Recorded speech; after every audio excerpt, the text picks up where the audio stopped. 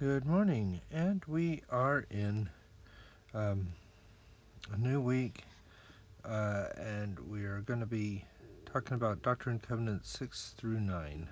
So, four sections of the Doctrine and Covenants, and we're going to be talking about Oliver Cowdery.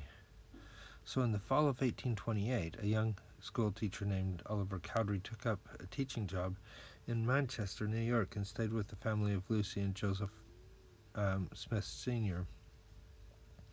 Oliver had heard about their son Joseph and his remarkable experiences, and Oliver, who declared himself a seeker of truth, wanted to know more. Now, at this point, I'll just read through this first. The Smiths described visits from angels, an ancient record, and the gift to translate by the power of God. Oliver was fascinated. Could it be true? Lucy and Joseph Sr. gave him advice that applies to anyone seeking true. Pray and ask the Lord. Oliver did, and the Lord answered, speaking peace to his mind. Revelation, Oliver discovered, isn't just for prophets. Like Joseph Smith, it's for anyone who wants to seek it diligently. Oliver still had a lot to learn, but he knew enough to take his next step. He knew the Lord was doing something important through Joseph Smith, and Oliver wanted to be part of it. So, I kind of feel that we had with Martin Harris this almost storminess going on. He was always trying to test Joseph a little bit, and he was having a difficult time at home, his home life, and things were not easy to do with him. He had to sacrifice a lot of time and things away from his home. And at the same time, I really felt that, he was supposed to be there, because without Martin, we wouldn't have the Book of Mormon. Martin contributed a lot, especially financially, because that's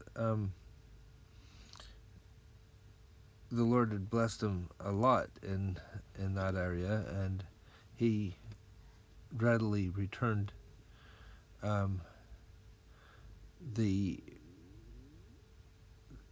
money to help with the translation, and that's great. And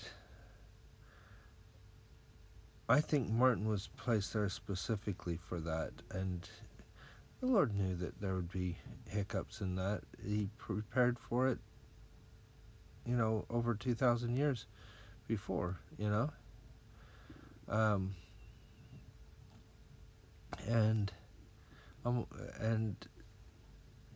at the same time, he also knew that there was someone else.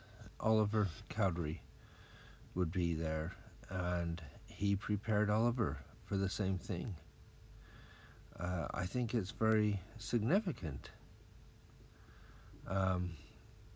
that Oliver came into their life and that he was prepared in the way he was. So here we have the second major character, and like I said, Martin's not through. He's just not translating, and in a way, that's probably good, because I was thinking about it yesterday, actually, with Martin. Think about Martin's situation, and he's having a really rough time with his marriage anyway, and he probably really needs to spend some more time concentrating on his home life. His marriage does end in the end. They split, him and Lucy Harris, but and Martin remarries. But he's struggling with things, and think about the Lord saying, well, you've done what you can. And you've done some things that you shouldn't have done. And it's just not your place to help or act as scribe anymore. I've prepared someone else. I've prepared Oliver. And then all of a sudden, all of this translation and things goes, I don't know, it seems like it goes faster with Oliver when they start.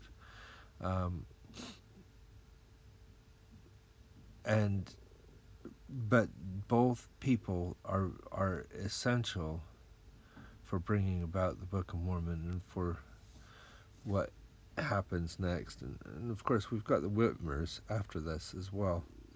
So I think it's important that we give them, all three of them, credit, but I don't think Martin had a sustainable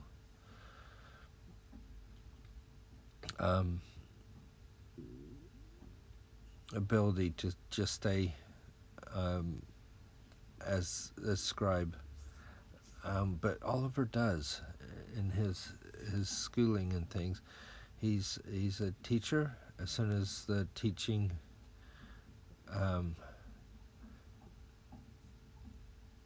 period is up, which is usually summer, because everybody's out planting the gardens and things, he's free to help out with the translation, and so he does, basically, and they really cram it in. And thanks to Martin and his financial help, I think it helps them as well. But I kind of want to read from Saints, Volume 1, pages 58 to 64. We'll see what we can do. It didn't go where I wanted. So we'll just go to Saints. But it always puts me right at the beginning of chapter 6 and page 54. So it's going to be a bit dizzying. Close your eyes. I'm going to go down to page 59, really, but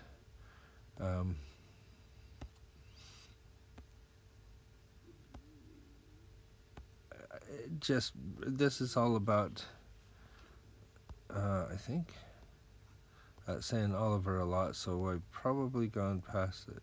62? Sorry. I'm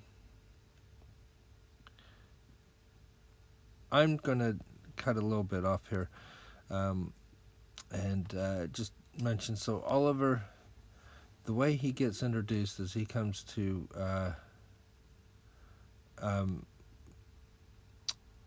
the Joseph Smith Sr.'s home, as it said, as we talked earlier, as a teacher, and they didn't readily actually start talking about angels and everything like that. He had already heard about some of this before he had arrived, and he was, as anybody that's good at this, doesn't just take everybody's word for it. He heard a lot of negative and fantastical things about Joseph and stuff, but he wanted to know from the source what was the real story, and he goes to the source, and I think that's very good to do, as best you can.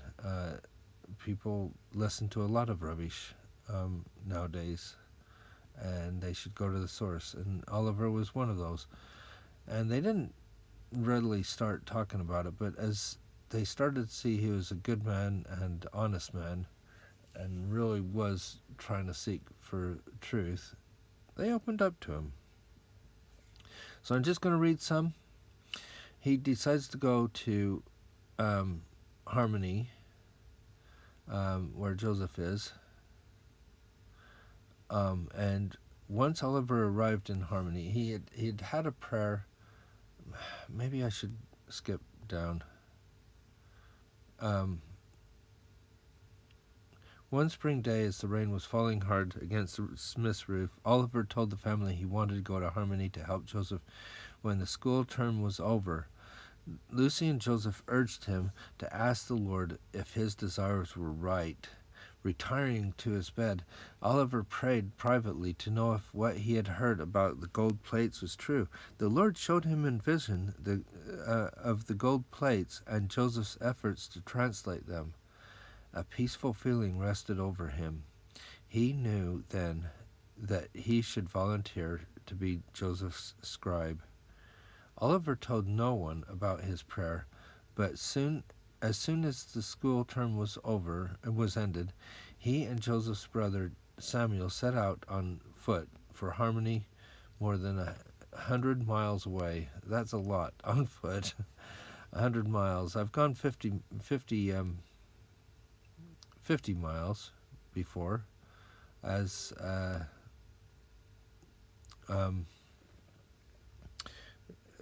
in scouting. We did a 50-mile hike in the mountains and took 8 days to do it. So I do know that it's not I'm sure they didn't take 8. They probably took a week to go the distance they did. We were not just hiking. We were enjoying scouting, basically. So they probably hiked a lot further, a lot faster than we did, or walked. But the thing is, walking that far is a long ways. The road was cold, muddy from spring rain, and Oliver had frostbitten toe. I guess it wasn't as easy for them. We didn't get frostbitten toes on our scout hike. By the time he and Samuel arrived at Joseph and Emma's door, yet he was eager to meet the couple and see for himself how the Lord worked through the young prophet. Once Oliver arrived in Harmony, it was as if he had always been there. Joseph talked with him late into the night and listened to his story and answered his questions. It was obvious that Oliver had a good education, and Joseph readily accepted his offer to act as scribe. After Oliver's arrival, Joseph's first task was to secure a place to work. He asked Oliver to draft a contract in which Joseph promised to pay his father-in-law for the small frame home where he and Emma lived, as well as the barn, farmland, and nearby spring. Mindful of their daughter's well-being, Emma's parents agreed to the terms and promised to help calm the neighbors' fears about Joseph. Meanwhile, Joseph and Oliver started translating. They worked well together, weeks on end, frequently with Emma in the same room going about her daily work. Sometimes Joseph translated by looking through the interpreters and reading in English the characters on the plates. Often he found a single seer stone to be more convenient. He would put the seer stone in his hat and place his face into the hat to block out the light and peer at the stone. Light from the stone would shine in the darkness, revealing words that Joseph dictated as Oliver repeatedly copied them down. Don't know where occupied came in. Under the Lord's direction, Joseph did not try to retranslate what he had lost. Instead, he and Oliver continued forward with the record. The Lord revealed that Satan had enticed the wicked men to take the plates, alter their words, and use them to cast doubt on the translation. But the Lord assured Joseph that he had inspired the ancient prophets who prepared the plates to include another fuller account of the lost material.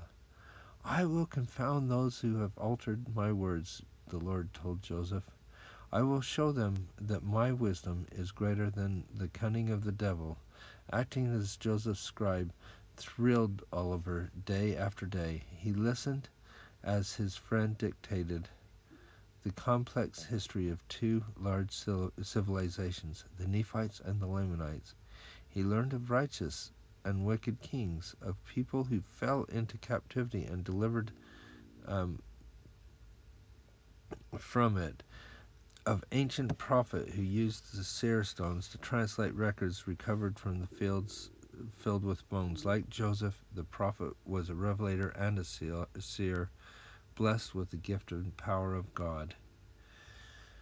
The record testified again and again of Jesus Christ, and Oliver saw how the prophets led an ancient church and how ordinary men and women did the work of God. Yet, just stopping there and thinking about what was said there. If you've read the Book of Mormon and you know the stories that he's talking about there, could you imagine what it would feel like to hear them for the first time and write every word down? And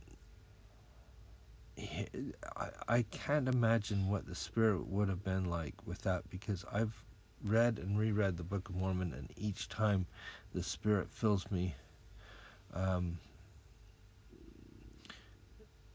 with amazing feelings and understandings, and yet here he was writing it down. So I must admit, it must have been a powerful experience. Yet Oliver still had many questions about the Lord's work, and he hungered for answers. Joseph sought a revelation for him through the Urim and Thummim, and the Lord responded, "If you will ask of me, you will receive. You shall receive." He declared, "If thou wilt inquire, thou shalt know the mysteries which are great and marvelous." The Lord also urged Oliver to remember the witness he had received before coming to Harmony, which Oliver had kept to himself. Did I not speak peace to your mind concerning the matter? What greater witness can you have than from God? The Lord asked, "If I have told you these things, which no man knoweth, have you not received a witness?" Oliver was astonished. He immediately told Joseph about the secret prayer and the divine witness he received. No one could have known about it except God. He said he now knew the work was true. Now, I'm just going to put a personal thing on there. When I was a missionary, I got a new companion, and I was feeling like I needed a blessing, and so I asked him for a blessing. He didn't know much about me, and he gave the blessing, and he said certain things about my father that he did not know, but that I had known, and there's a few things that I had questions about my father, at least just thoughts about my father, and they were all answered in that blessing. So I can kind of understand when he's talking about, I had this witness, and then the Lord answered something that was in my heart that no one else could know, and my companion could not have known that, because he did not know me yet. He was a new companion. They returned to work, and Oliver began to wonder if he could translate as well. He believed that God could work through instruments like seer stones, and he occasionally used a divining rod to find water and materials, yet he was unsure of his rod, if his rod worked by the power of God. The process of revelation was still a mystery to him.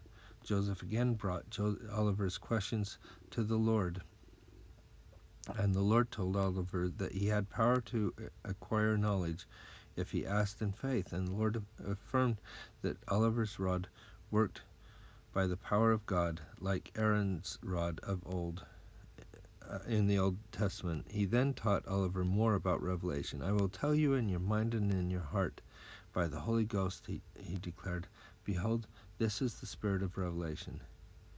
He also told Oliver he could translate the record like Joseph did, as long as he relied on faith. Remember, the Lord said, without faith ye can do nothing. After the revelation, Oliver was excited to translate. He followed Joseph's example, but when the words did not come easily, he grew frustrated. Joseph saw his friend struggle and sympathized. It had taken him time to tune his heart and mind to the work of translation, but Oliver seemed to think he could master it quickly. Remember, Joseph had the plates for over a year before, and had kind of had to work through it and figure it out. It wasn't an easy process. He didn't just pick them up and go, oh, look, I can see everything. I can translate it. It was not enough to have spiritual gift. He had to cultivate and develop it over time to use in God's work. I think that's significant. It's something that we can use in our own life. When we have a spiritual gift, we need to cultivate that and develop it over time for the use in God's work, no matter what the spiritual gift is. Oliver soon gave up in translating and asked Joseph why he had not been successful. Joseph asked the Lord, you have supposed that I would give unto you when you took no thought to save it was to ask me. The Lord replied, you must study it out in your mind, then you must ask me if it be right. And the Lord instructed Oliver to be patient. It is not expedient that you should translate now. The work which you are called to do is to write for my servant Joseph. He promised Oliver other opportunities to translate later, but for now he was the scribe and Joseph was the seer.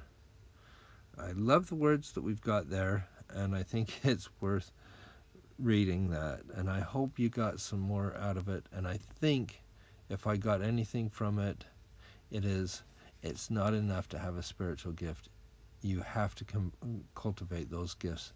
I hope in your life, as you look at the spiritual gifts you have, that you cultivate them and you make them, develop them over time. And I hope you have a wonderful day, and we'll see you tomorrow.